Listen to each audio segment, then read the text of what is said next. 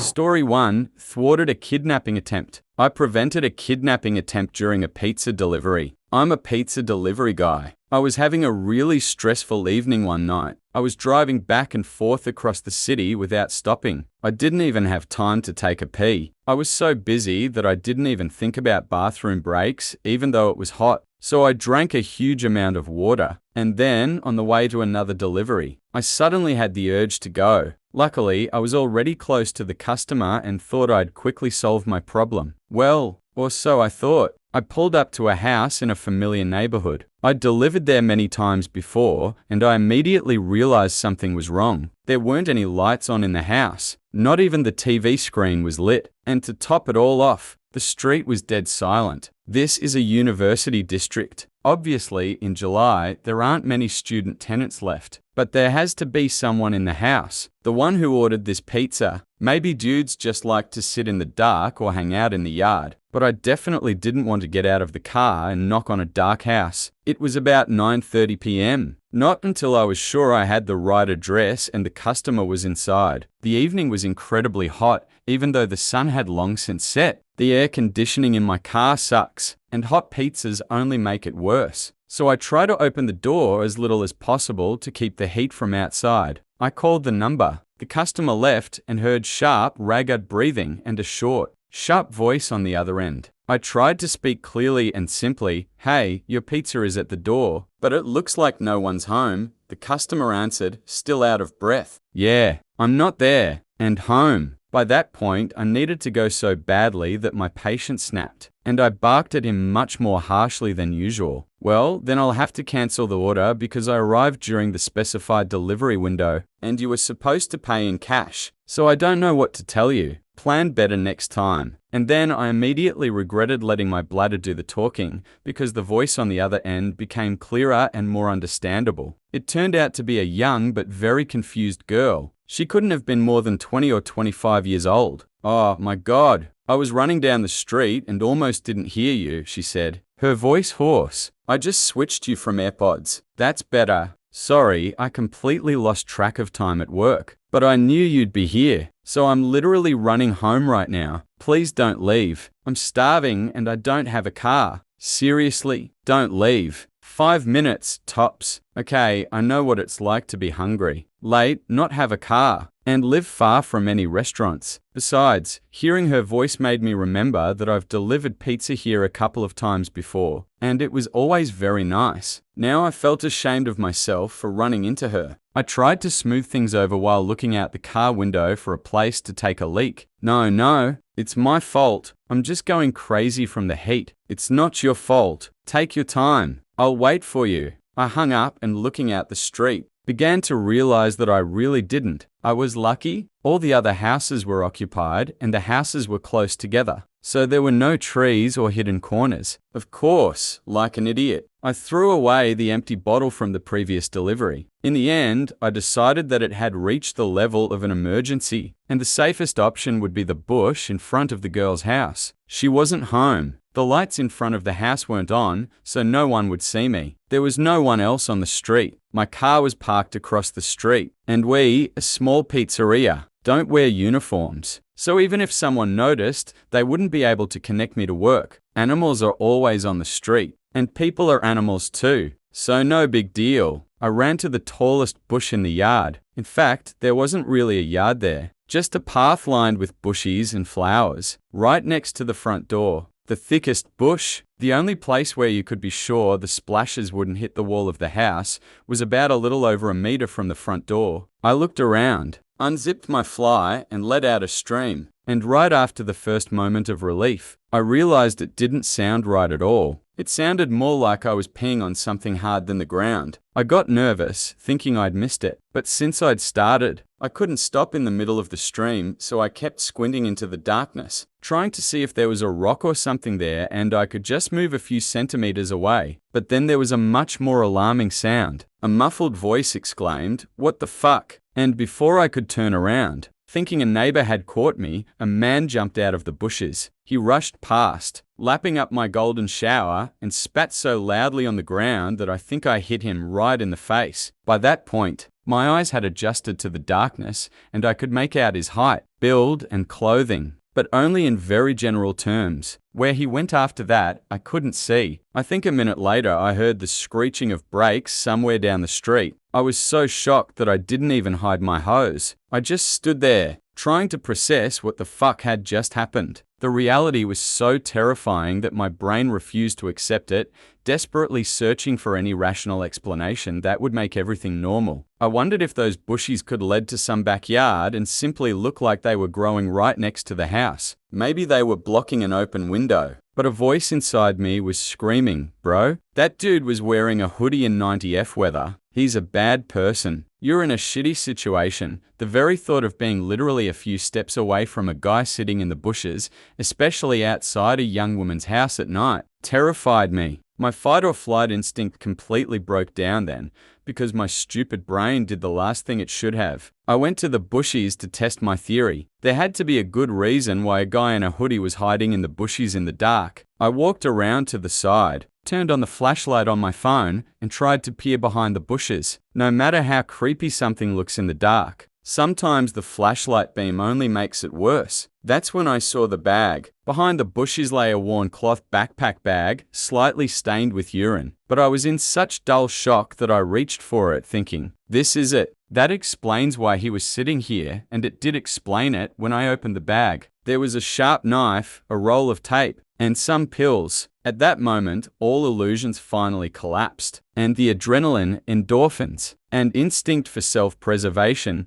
previously suppressed, gushed tenfold. I became the complete opposite of numb, focused like never before in my life. I had one single goal, to get to the car. I dropped my bag, dashed across the street, jumped in, and slammed the pedal to the metal before the door had even closed. I drove as fast and as far as I could until I hit a red light. Then I pulled over and realized it was dangerous to drive in this state. I pulled into the parking lot of a 24-hour pharmacy and caught my breath. Finally, I was calm enough and collected enough to buckle up and come up with a plan. My first clear thought was who to call first, the police or the girl who lives in this building. I thought about it for about 10 seconds, but it turned out to be an hour. Finally, I decided, okay, I'm in a locked car. The engine is running. If anything happens, I'll leave. I know something is wrong here, and the girl might not know. I need to tell her not to go home. But as I was dialing her number, it occurred to me, what if there was no girl? I was sure I'd delivered here before, but what if I was wrong? What if the girl on the phone was just bait to lure me in, rob me? Or worse, every pizza delivery guy on the planet had seen the Evil Genius documentary, so I figured she sounded out of breath. She wasn't home. This is all weird. I can't take any chances. I'll start with the cops. I dialed 911. The operator was very polite and helped me calm down, because by that point I was completely upset. He assured me that one of the cops would be there soon. I kept saying they should get there before the girl got there, but I was trying to express 3 thoughts at once and only undermine my own credibility. It came out something like, you have to save this girl, because he wasn't waiting there for me. I'm just delivering pizza. Although, if they are after me, the girl might not be there. But I spoke to her on the phone, which means we need to find her, because they used her to lure me out here. But if she's real, then she doesn't know about this guy. He was real, and there could be more if the girl exists. And you know what? Even if the girl isn't there, there could still be other people there. I only checked some of the bushes, so I don't know for sure, but we'll be able to identify the one I saw, because I pissed all over him. You understand? I didn't mean to. At the time, I thought the girl was real, but she just wasn't home. But she could be real, and you definitely need to find her, if she is there, because the guy was definitely real. In the end, they just asked me to shut up and stay on the line, and then an incoming call came from a client, but I couldn't answer without interrupting 911, so I ignored it. Then she sent a text. Hey, I'm already here, I don't see you. I told 911 she was there, and they said the police were just a few minutes away. But who knows, especially after I'd said so much incoherently in my panic. I felt a wave of guilt wash over me. Rationally, I knew the likelihood that she was a setup for some scam against a pizza delivery guy was slim. There's a much higher chance that she's a real victim of a serial killer. I turned on 911. Mute. I can hear them, but they can't hear me. I turned around and drove back. My heart was pounding so hard it felt like it would jump out of my chest, and I was automatically mumbling, "Fuck, bitch, fuck," the whole fucking way. Then I took the 911 call off mute and told them I was back looking for the girl. They didn't like it at all, but I saw her. She was walking between parked cars, trying to figure out which one was mine, and I flashed my headlights at her. She happily jumped up to my window, carefree. I took it as a good sign, meaning she was out of it, but I was terrified because I didn't understand what was going on. I whispered, get in," and she said, "Get in." "What? Do you want me to get the pizza from the trunk?" I didn't want to repeat the mistake I made with 911, so instead of the whole story, I gave only the bare facts. "There was a man in your bushes. I'm on the phone with the police. I don't know where he is now. Please get in the car so we can close the doors." I squeezed out those few sentences with difficulty. I was shaking as if I'd poured 10 cups of black coffee into myself. I showed her the phone screen with the 911 call so she could confirm. I thought that was why she got in the car without further questions, but it turned out that was not the only reason. "You're still on the line. She's with you. Are you safe? Is there anyone else?" 911 kept asking questions, not understanding who the third person I was speaking to was. I reassured them, and we drove more carefully this time to the place where we were directed to wait for the police after they combed the area. After that, I almost didn't have to do anything. The police arrived fairly quickly. A patrol car pulled up to us. I gave my statement, telling her everything I'd seen, and she went to give the cops a more detailed explanation. It turned out that the reason she'd immediately jumped into the car of a strange pizza delivery guy without really paying attention to what I was saying was because, based on my description, she immediately recognized who this guy was. She had an abusive ex, a pretty crazy guy. So she knew it was him the moment she heard "man in the bushes." Later, she called our pizzeria to thank me and insisted on leaving a huge tip. I wasn't there at the time, so the guy who took the call didn't know to refuse. But the manager had already promised that next time we saw her, we'd bombard her with free pizza flyers for life. This was, without a doubt, the scariest thing that's ever happened to me, both at work and outside of it. I rarely tell this story because I don't want anyone to know the girl or anything about it, but I haven't been the same since then. Even knowing that this guy had nothing to do with me directly, it all shook me to the core. Before we move on to the next story, I want to say that in the last video with scary stories, I asked what kind of stories you would like to see in this video. Obviously made up stories, or more realistic ones. So in this video, I'm telling real stories. Well, at least they look very real. And the authors say that this really happened to them. And now let's move on to the next story. Story 2, The Return of the Crazy Man. The crazy man scared the crap out of me as a child. And now he's back 16 years later. This happened when I was about 9 years old. Now I'm 25 and I'll never forget it. It still gives me goosebumps. I lived in a townhouse, 4 houses connected. We, like our neighbors, had our own small patio. About 10 meters from our patio, there was a small road where people walked on weekends. Our patio was separated from the road only by a low fence. The neighborhood was fairly densely populated, with a lot of similar townhouses around, so a lot of people walked along this road.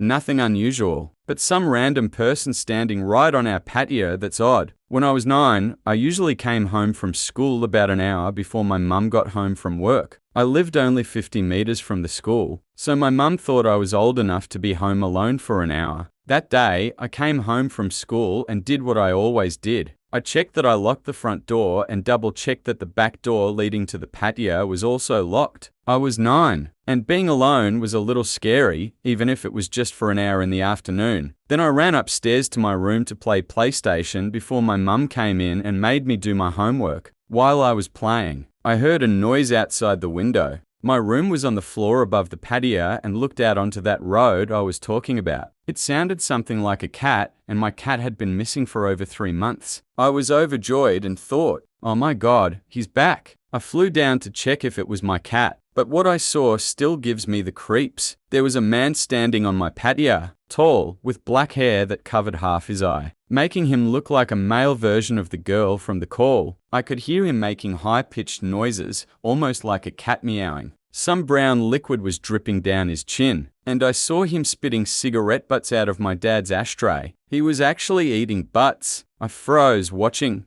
Then I finally came to my senses and screamed so loudly that he should have heard me. But he didn't react at all and continued eating from the ashtray. I ran upstairs to my room, locked the door, and called my mum. And she called the police. I've never been so scared in my life. I've never been so scared in my life. I lay under the covers, shaking with fear, and heard these disgusting, high-pitched sounds coming from the man eating cigarette butts on my patio. I kind of lost it, because the next thing I knew, the police were arriving at the road outside my yard. I heard them talking to the guy. "What are you doing? Come here, or we'll come and arrest you." But he didn't react, just screaming louder and faster. Then I decided to look out the window, feeling safe because the cops were already there. I saw two police officers at our fence, a man and a woman. I didn't see the scariest guy because he was standing right below me, out of my line of sight. The police jumped over the fence, and I heard that psycho scream louder than I'd ever heard in my life. He ran into the policewoman and fucking knocked her out cold. The man immediately hit him with a taser, causing him to start shaking on the ground, still screaming. The police officer had a hard time restraining him and handcuffing him, but he finally got the hang of it. After a while, they managed to bring the officer's wife to her senses, but she was badly hurt. The officer called for backup and an ambulance, and then noticed me in the window above. I must have looked at him and said, "I really hope you didn't see all of this." I burst into tears. By that point, the neighbors had already started gathering, trying to figure out what was going on. One elderly neighbor called me down and kept an eye on me until my mum came home. The police took the guy away in a car. Before leaving, they promised to come back and explain everything. And that's where the story took an unexpected turn. The same police officer returned later that evening to talk to my mum and me. He explained that the man on my patio had severe autism. He had escaped from a facility for people with mental disabilities, which was about 5 kilometers away. The police officer told me that this man used to live in our building but had to move out when his mother, his only caregiver, died. The poor guy probably thought he'd find her in our house. He missed his familiar routine and life with his mother. 5 years ago, the police had to take him away because he was incredibly strong. They said that due to constant muscle tension associated with autism, his muscles had become stronger over the years. That's why he reacted so violently to the police that day. Still scared, I told the officer that we had to make sure this never happened again. He promised. After a few sleepless nights, my life returned to normal. The years went by and that man never showed up until last year. By then, my parents had already moved out. I bought the house from them and have lived here ever since. I was drinking my morning coffee on the patio when I suddenly saw a man stop in the road by the fence. He just stood there looking at me. I looked at him and nodded. And then I heard those shrill sounds. Holy shit, it was him. His hair was grey, but I recognized him by those sounds. My heart started pounding. I instantly remembered why he was here again. I realized that he must have run away again. But now, being older, I was able to stay calm longer and felt sorry for him. 16 years had passed, and he had come back to look for his mother. I carefully asked him if he wanted to come out onto the patio. He instantly jumped over the fence. I thought he was going to knock me out like he did with the policewoman, but he didn't. He smiled, just looked at me and smiled. I invited him to sit down. He didn't answer. I invited him inside. He started laughing. We went inside. His face lit up. Pure joy. He was home. He remembered his life with his mother. I almost cried myself. Suddenly, he plopped down on my couch, turned on the TV, and immediately switched to a cartoon. I just watched him for a while. He was completely absorbed in it. I wanted him to enjoy the moment, so I didn't say anything. But I knew I had to call the facility and let them know. The guardians arrived for him within 10 minutes. After much coaxing, he stood up, crying. They took him back. 2 days later, I called the facility again. We made a deal. His name is Tom, and now I consider Tom my friend. Every Sunday since that day, Tom and his guardians come to my place to watch cartoons. They say it's the best moment of his week. It warms my heart. Comments, "Damn, I got something in my eye." They won't stop watering. "You are an amazing person." I once met an autistic child when I was working as a furniture repairman. I arrived at their house and they had a problem. The side of the sofa was broken. It turned out to be the boy's favorite place. He sat, lay, and jumped on it. I could have just walked away and said that the customer broke the sofa himself and the warranty didn't cover it. But instead, I spent several hours turning that side into the most durable and comfortable piece of furniture in the whole house. A couple of blocks, a thick layer of foam and long screws, and the child had his favorite place in the house again. It would take a sledgehammer to break it now.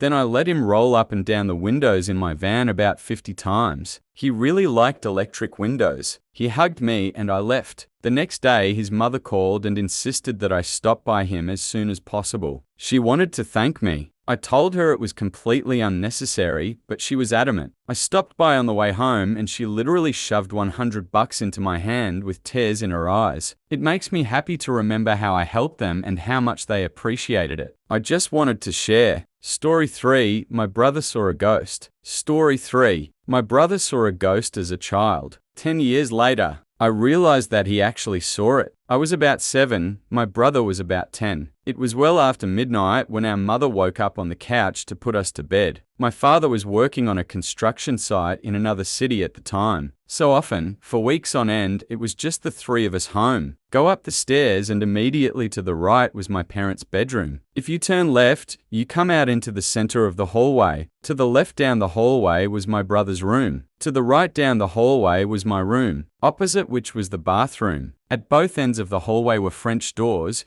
which we always kept locked and almost never used. The door on my side led to a balcony overlooking the front yard, and the door on my brother's side opened onto the back porch. The house was on a small hill. My brother and my mother had a habit of getting up in the middle of the night to go to the bathroom. I knew this because I was a light sleeper, and they always flushed with the door open. But that night, my brother, almost to his room, came back to the bathroom and said, "I'll try to pee before bed. The last few nights, I've been too afraid to go to the bathroom." I keep seeing a man in stripes at the end of the hallway. I don't know if my mother thought he was just telling me scary stories to scare me, or if she was too sleepy and didn't pay attention, but she didn't react at all, and I was scared shitless. The fear of seeing a ghost in stripes at the end of the hallway or in the window became the reason I started running from the stairs to my room at night. Years later, when I was about 18, my mum and I were riding in her car, talking about the dog we briefly had when we were kids. We were reminiscing about Max chewing my shoes and being mischievous. When Mum suddenly blurted out, "Remember how I opened the door to the police and Max ran into the kitchen and started ripping open that huge bag of dog food?" I was shocked, because in all the time we lived in that house,